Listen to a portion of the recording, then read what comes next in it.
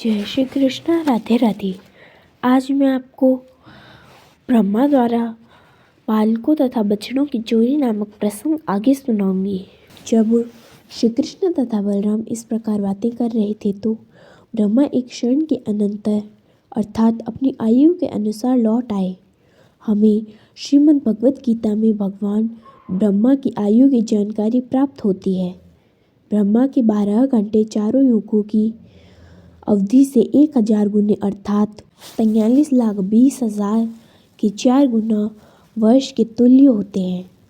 इसी प्रकार ब्रह्मा का एक क्षण हमारे 100 वर्ष के तुल्य है।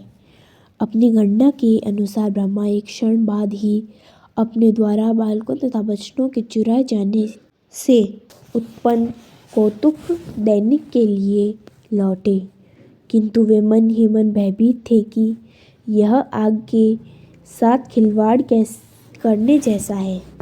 श्री कृष्ण मेरे स्वामी हैं और मैंने कौतुकवश ही उनके बछड़े तथा बालक चुराए हैं।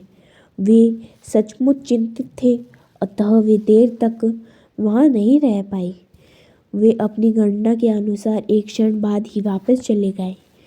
उन्होंने देखा कि सारे के सारे बालक तथा बछड़े गायें श्री कृष्ण के साथ पूर्वतः क्रीड़ारत हैं।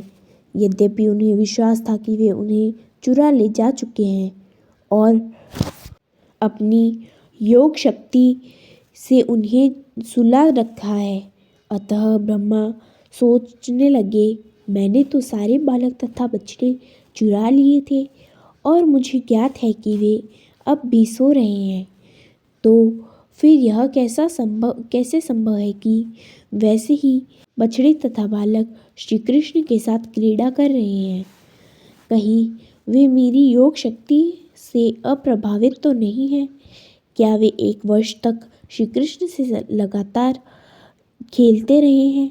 ब्रह्मा यह जानने का प्रयत्न करते रहे कि वे सब कौन थे और उनकी योग शक्ति से किस प्रकार अप्रभावित रह रहे थे, किंतु वे निश्चित नहीं कर पाए। दूसरे शब्दों में वे स्वयं अपनी योग शक्ति के वशीभूत हो गए। उनकी योग शक्ति अंधकार में हिम के समान अथवा दिन में जुगनू के समान प्रतीत होने लगी। रात्रि के अंधकार में जुगनू अपने प्रकाश का कुछ प्रदर्शन कर सकता है और दिन के समय पर्वत की चोटी पर संचित या भूमि पर पड़ी हिम चमक सकती है, किंतु रात्रि में हिम में वह श्वेत दीप्ति नहीं रहती और न जुगनू में ही दिन के समय प्रकाशित करने की शक्ति रहती है। इसी प्रकार ब्रह्मा ने श्री कृष्ण की योग शक्ति के समक्ष जो अपनी लघु योग शक्ति प्रदर्शित की, वह रात्रि के समय हिम या दिन के समय जुगनू के समान थी।